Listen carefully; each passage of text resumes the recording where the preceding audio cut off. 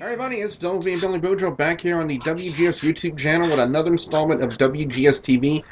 This is going to be the Impact Wrestling review for the week of January 5th, 2012, which is basically the first Impact Wrestling review of the year.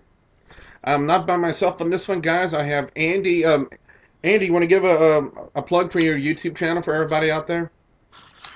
Yeah, if everybody wants to have a good look at a paranormal investigation website, if you're interested, you can go to the website, which is www.stokehaunted.com, or you can go to the YouTube channel, which is youtube.com/stokehaunted.com. All right, and those links will be in the description box. And Nathan, don't you have a YouTube channel as well? I've got one up for my kids. You can give it a plug if you want. Oh, it's just Don and Shannon with an I, not an H, the original Celtic spelling. But yeah, my kids are crazy, so if you want to go on there and see some kids doing crazy shit, go ahead and check it out. As long as you're not going to masturbate whilst watching. Oh, yeah. I've got a major, crick in my neck from pedos.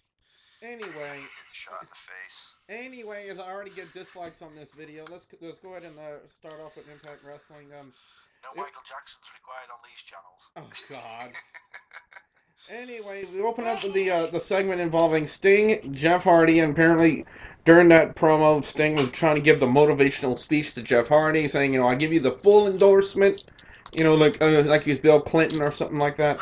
And then that brings up Bobby Rhoode, Kurt Angle, and Bully Ray, and I sent out a message on Twitter, the way it looked like it was either one, it was going to be like some sort of a six-man tag if they had brought out two more people, or two, was this the start of a new faction? And it turns out to be the first part, because then James Storm and Abyss came out. Now, guys, even though it really did look kind of predictable that they were going to go the six-man tag route, just to have these six names in one match, it's just, it makes it for a damn good match.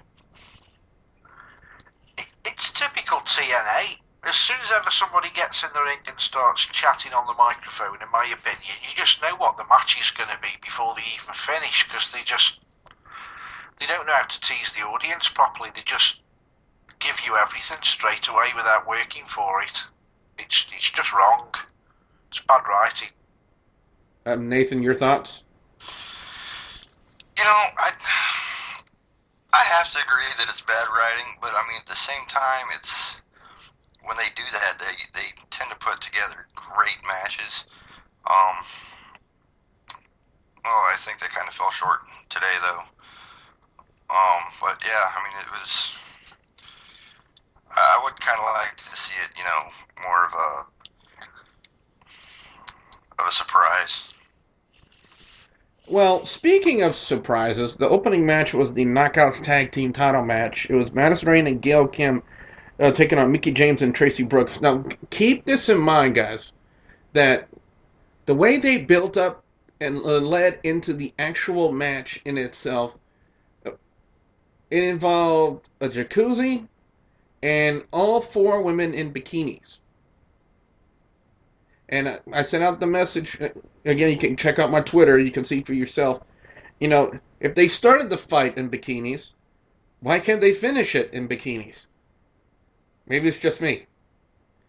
It's just, But anyway, on one point of the match, it kind of looked like Mickie James. I think, Andy, you pointed it out to me as well, that it kind of looked like when Mickie James was diving off the top rope to do her version of the Lou Thesz press, that she kind of tweaked her ankle a little bit.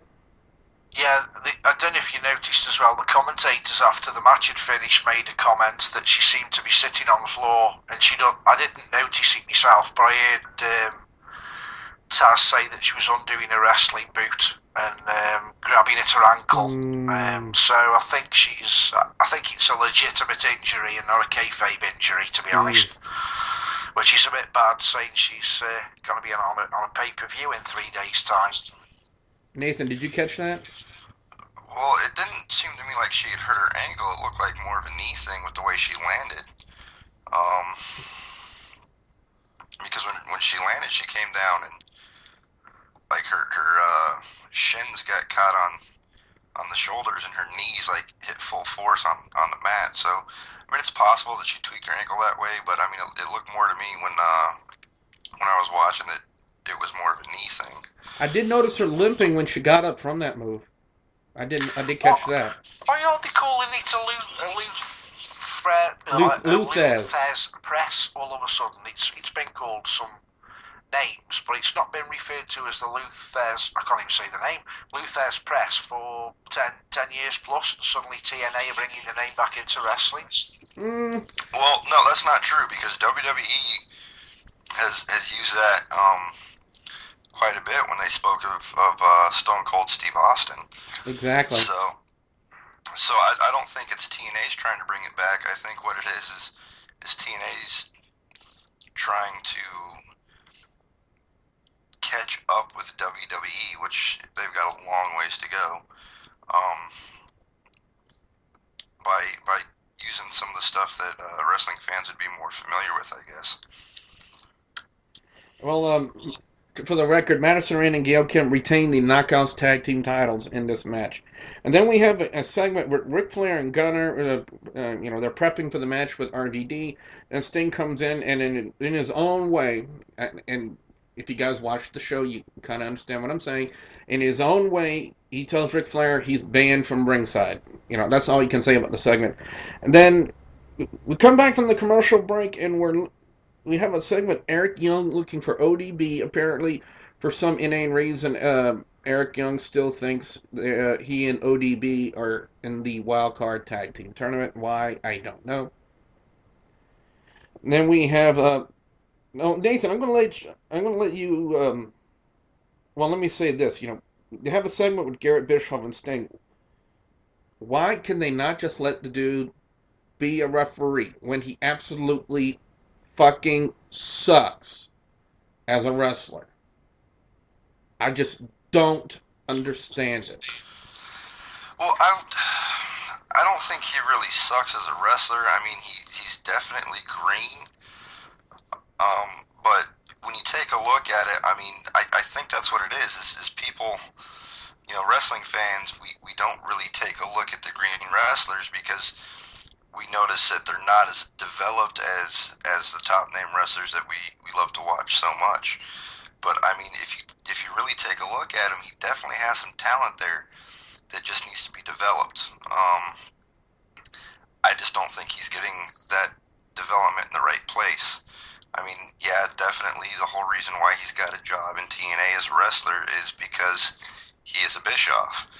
But, with Bischoff's connections, you'd think that he could be taught by people who aren't so out of it, as the Nasty Boys. I mean, if they really wanted to get, some good people to be able to teach him to where he could actually develop in TNA as, a full-blown wrestler,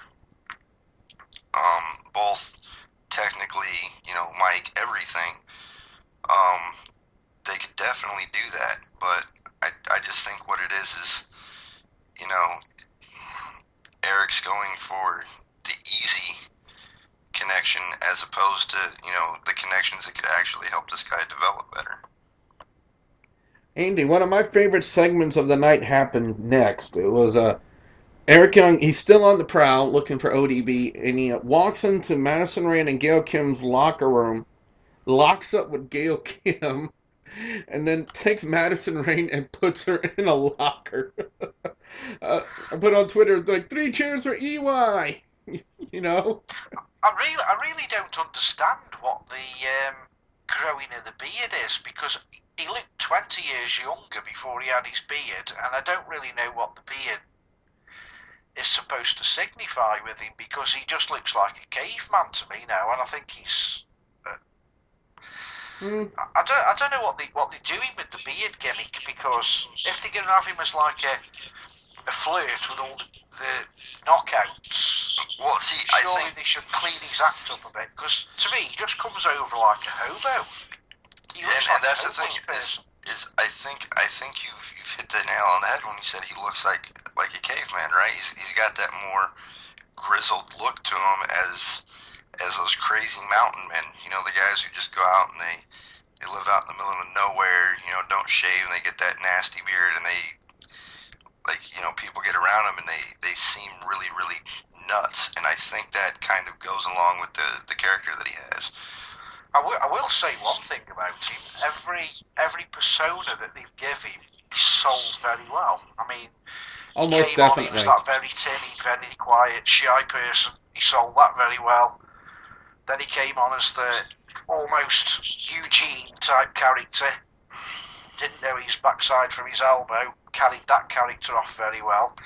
And he seems to be doing the same with this one. So he seems to be good at selling his gimmick. Let's hope that they see his potential and push him a lot more than they actually are now. I mean, I can see they're giving him quite a good push now, but I think he deserves a real big push, because he's a talent in the background that's been neglected, I feel. He is, but if they're going to give him a good push, he needs to do more like what he did with I can't think of the name of the stable, but that global stable where World Elite. Yes, with World Elite, that's the kind of persona they need to give him, because the problem is when you take a look at most of his gimmicks, they're these really goofy gimmicks, and I think that keeps him stuck as a jobber because everybody's too busy laughing at him. I mean, when you take a look at it, EY is, TNA's, Santino. Yeah, Santino. Man, my brain's fried today. But yeah, I mean, that's exactly who he is, because, I mean, if you look at it, both of them, in the ring, they've got some moves to them, but they're not great wrestlers. Neither one of them are great on the mic. So what they do is they stick in that jobber position, but they're that one jobber that everybody wants to see because of their personality, of the gimmick that they have. But UI, when you actually take a look at him, when he plays that more serious role, like he did with World Elite, he seems to do a little bit better in the ring. He seems to talk a little bit better. And also, what about that gimmick he did when he was the badass with the partner with Kevin Nash? Well, he was going around fighting with everybody, Yeah, there's that. I mean, when you take a look at it, and what do you have? Like Andy said, you had that scared little guy who he'd come out, his pirate would go off, and he'd jump, and he'd start stumbling down the ramp. Yeah. He'd get in the ring and just look like an idiot. Plus you had Super Eric, and that was horrible. You've got this one, but I mean, when he actually gets serious, he seems to do better all around, and it seems as if people actually want to watch him more when he's in a serious role than he is within a funny role. But I mean, I don't know why TNA keeps doing this to him. I don't even know why he sticks around in TNA. Quite honestly, I think that he needs to go somewhere like Ring of Honor, where he might actually get something. Don't ever see him being in the WWE. I don't think he's ever going to be at that level, but the writers on TNA either need to give him, a serious gimmick, or he just needs to leave TNA. The next match, it was Gunner and RVD. Now, unfortunately, I had to step out for a bit, and I didn't see what happened, and I know Andy had a little bit of internet problem, so he didn't get the chance to see it. Nathan, can you briefly talk about what happened in the Gunner RVD match for us, please? Yeah, when they came out, Gunner had been given orders to put RVD in the hospital. They came out, typical Gunner slash, Gunner was doing his thing, RVD was doing his thing, back and forth. Those two, I don't think, really work well in the ring together. It was quite boring, so I didn't really see if there was an actual winner, but it looked to me as if the match had been thrown out when Gunner and RVD ended up on the floor. Gunner had removed the padding, went to spike RVD.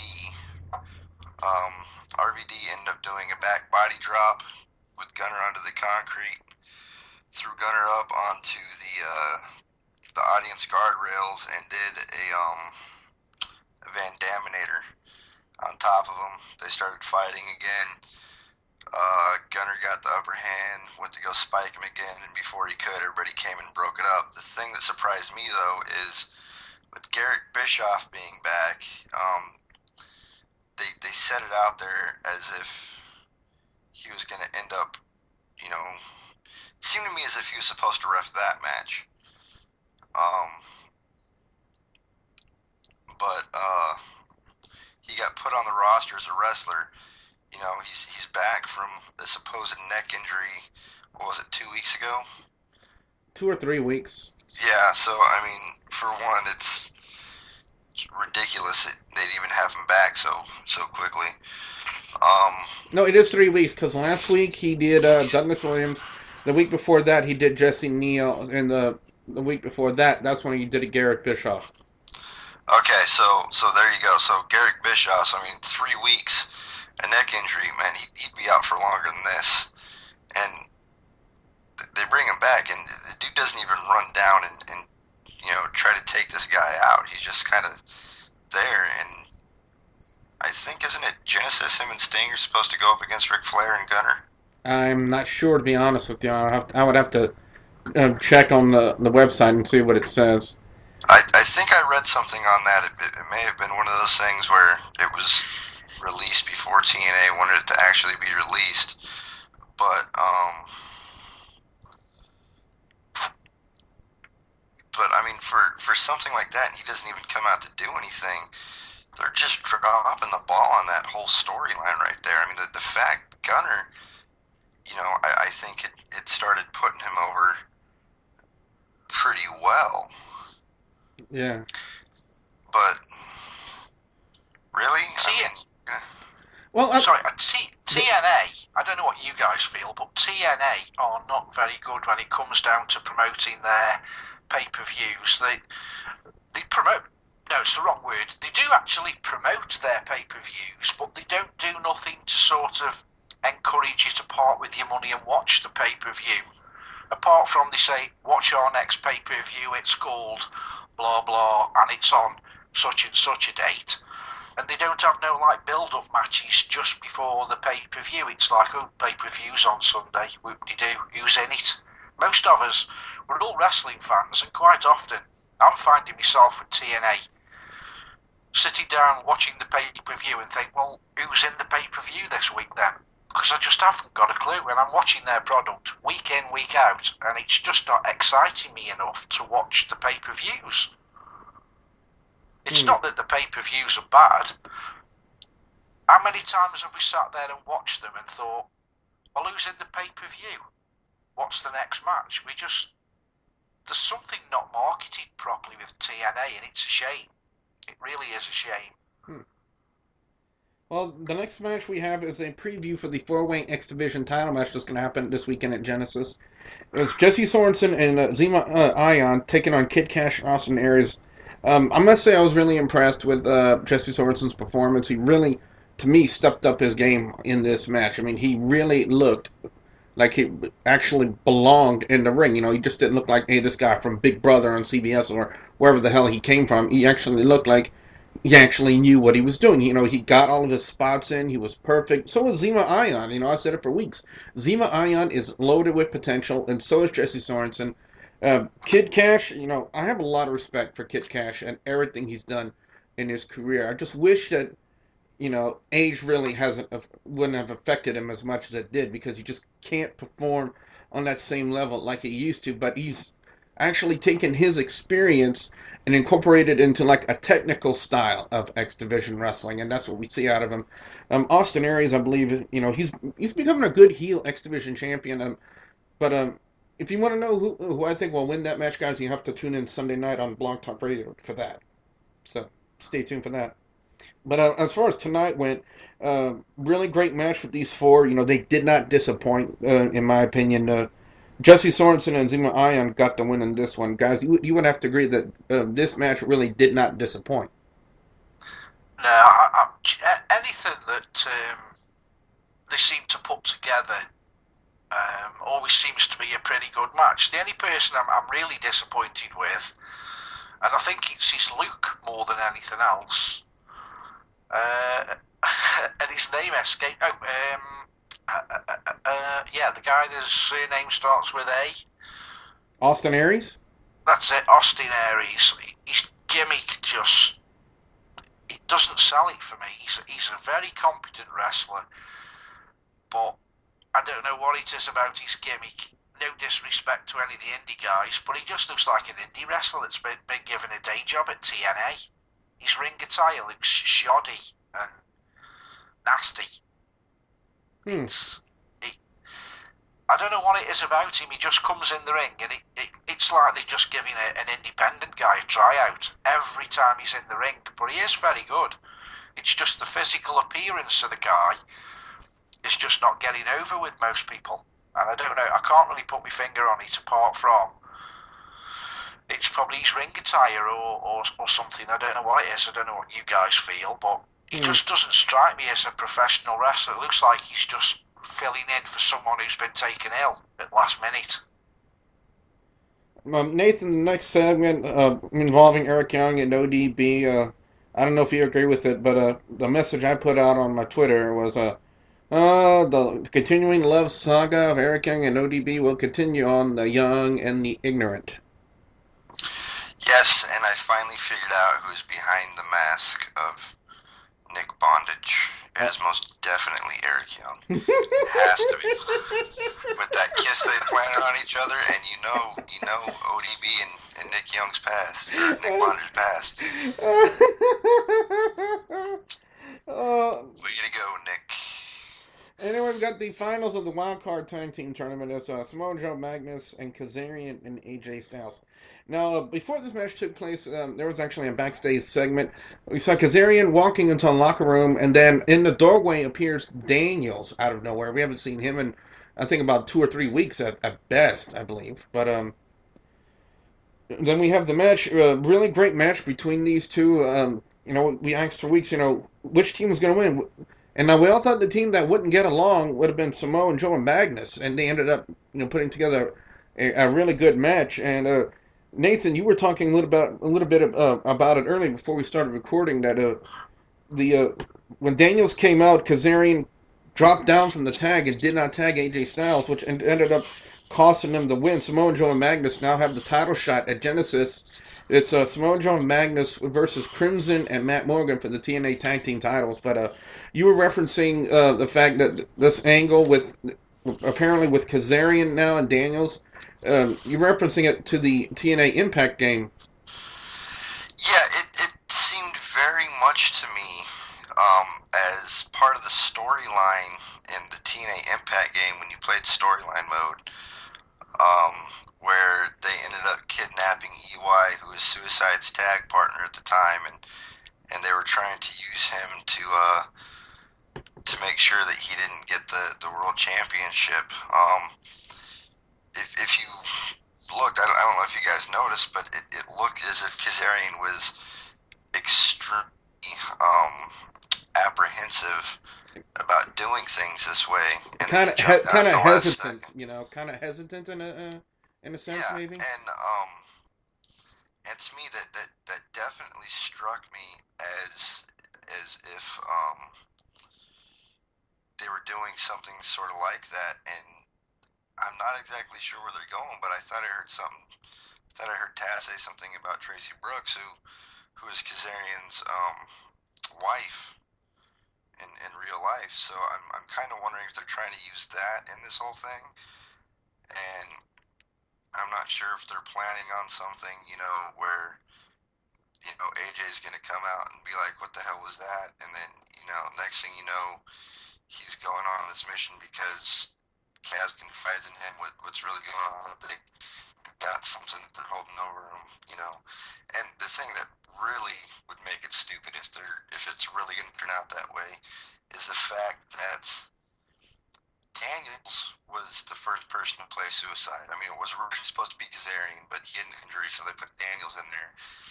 And then they had, Kazarian come out and take over for him when he could return. So when you got two guys who played Suicide going on this, what was really a retarded storyline in the video game anyways, and they're bringing it into real life, and I mean, it's life imitating crap. Andy, do you think it's possible that the storyline could go the way that Nathan's describing? That we could be seeing Traci Brooks, Kazarian's wife, being inserted Yeah, into the storyline. yeah, it certainly looks that way, and they seem to be taking her out of the excuse me, they seem to be taking her out of the diva limelight more and more. So she could break away and get brought into a different storyline away from the divas. So I can quite agree that something's going on because they seem to be pushing Traci Brooks out the divas. I keep calling them divas. I do apologise. The knockouts. She seems to be out of their circle now. They seem to be doing other things with her, and I think it's we could see her being a manager or something of that ilk. I think something like that might happen because I will say this. she's not even coming down in proper ring attire now. She seems to be coming down in street clothes more and more. I will say this though, she looked pretty damn good in that bikini earlier tonight. I will definitely agree with that, and I'd like to be the pool attendant that I clean the pool out after. Anyway, the main event is TNA's way of combining 3 storylines into one match. It was Abyss, James Storm, and Jeff Hardy taking on Bobby Roode, Bully Ray, and Kurt Angle. I have a personal message to Kurt Angle. I said it on Twitter, and I'm going to say it on here. Stop doing the super kick. You fuck it up every time you do it. You can't do it. Stop. Please, for the love of God, do not do it again. Did anybody notice, and if you didn't, if you can go back and watch a replay, did anyone notice when they were having the feud in the ring while the match was being discussed what was going to happen? When they were talking to Kurt Angle, he basically stood in the ring and his body, how he was standing in the ring, I just thought he was going to lay an egg. Has he got something wrong? I know he's got neck injuries, but has he got back problems as well? Because he was sort of stooped and his legs were apart, and I thought, is he trying to lay an egg? He just, the guy just doesn't look right. I've said it before, and I don't like saying it because it's not nice, but he just looks like a cancer patient. Oh, it's because he's trimming down for the Olympics, I believe. We're so used to seeing him, all bulked up and with all the big muscles and everything, but he had to, get off the, the usual, stuff and slim down so he can actually compete in the Olympics. As far as the match goes, guys, officially it was thrown out. Referee lost control, and let's just say there were 3 shots to the dick. Yes, I said it. Bully Ray gets the chain and whacks Abyss behind the knee with it and proceeds to hang him with the gold chain. Kurt Angle puts James Storm in the ankle lock, and I believe Jeff Hardy was already taken out at that point. And so they pretty much end Impact Wrestling like that. Match of the night, I really, entertainment-wise, the match I thought that was, the best. I gotta go with Jesse Sorensen and Zema Ion taking on Kid Kash and Austin Aries. I mean, I was highly impressed. 4 great talents, not just in the X Division, but in the company for TNA. The 6-man tag, it was good, but I was impressed with it. But the fact that they took 3 storylines, combined them in one match, and the fact that we knew it was going to get combustible. We knew there wasn't going to be a final decision in the match. And the fact that, you kind of saw it coming. Ashley referenced that it was promoted. I didn't see the advertisement, so I guess, maybe it was advertised and I didn't see it. But anyway, the fact that, you can actually see it coming if you didn't see the advertisement, those were the only drawbacks. Entertainment quality-wise, it was still a good match. But, I feel that Jesse Sorensen and Zema Ion, Kid Kash, and Austin Aries was just a little bit better than the main event match, in my opinion. Andy, what was your match of the night? For entertainment value, it's got to be the set. I got to agree with you. Your views there. For other reasons, I'll go with the knockouts match. But it would have been a 5-star match if they would have finished the match in bikinis. I'm sticking by that statement. I put it up on Twitter. I know Ashley says it's getting a bit WWE-ish from 10 years ago, but I want to see a custard pie match. Maybe it's just me, but I just want to see a custard pie match. Oh, man, before I get more dislikes on the video, Nathan, what was your match of the night?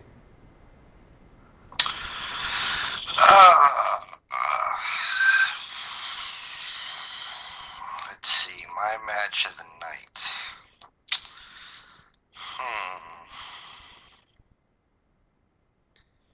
Well, I guess I'd have to say the beer in my mouth. Because I think all the other ones were pretty much garbage. So. Oh, just something for the people that are watching the YouTube video. I don't know if you other guys have noticed, but it might be something to bring a bit of a conversation going on the YouTube channel. But has anyone noticed now that Mr. Hardy seems to walk around the audience slapping everyone's hand, and then the last person he comes up to is the camera guy, and he seems to be like high-fiving the cameraman. Is he trying to connect with the audience watching the TV? What is the significance behind that? That could be the symbolism. All I can think of is he's like high-fiving us at home. But I don't know if anyone's noticed for the last 3 or 4 times he's come out now, he's walked to the cameraman as the last person he greets and gives him an high five, and it just seems strange. Well, I think you could be right on with your symbolism there. You know, he wants to connect with the fans who are not only there at the live events, but I believe, you know, having symbolism of him high-fiving the cameraman could be viewed as him high-fiving all the fans at home who are watching him on TV. So I think you might be actually dead on with your symbolism right there, Andy.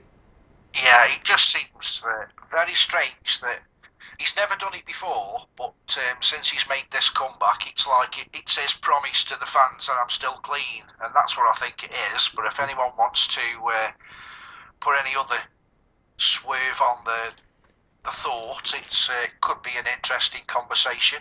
Possibly. And now, ladies and gentlemen, boys and girls, we want to know what you think of Impact Wrestling this week. You know the ways to do it. There are 2 ways. Leave your comments in the comment section below, or leave a video response on this video, your thoughts on Impact Wrestling. You know, what did you like about it, what you didn't like about it, you know, and what was your match of the night. So, with that being said, for Andy, for Nathan, I'm Don't Be Billy Boudreaux saying thank you very much for watching.